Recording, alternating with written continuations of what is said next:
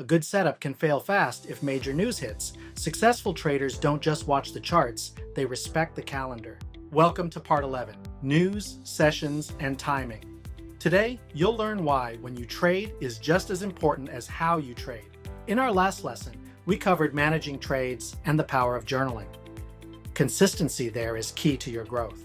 But even with a great journal, the market doesn't move at the same speed all day. It moves around sessions and news.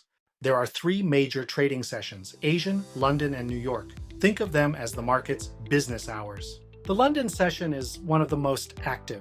It's a prime time for pairs involving the euro and the British pound.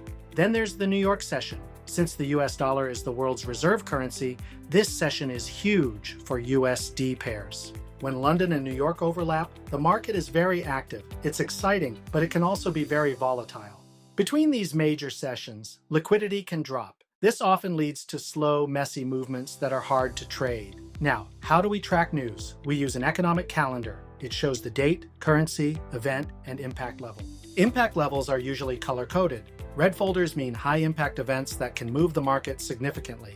Major events include CPI for inflation, central bank interest rate decisions, and jobs reports like NFP.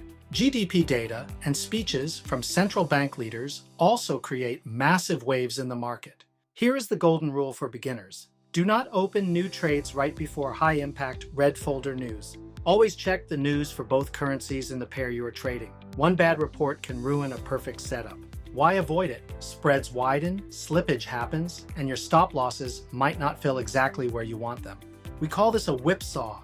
The market moves so fast it hits both your stop and your target in seconds. It's risky. You might see pros trading the news. That's called news scalping. It's advanced and definitely not for beginners. For example, if you have a great buy setup on EUR/USD, but US CPI is in 5 minutes, wait for the dust to settle. Before every trade, run this checklist. Is the session active? Is the spread normal? Is there major news coming? Is the setup still clean?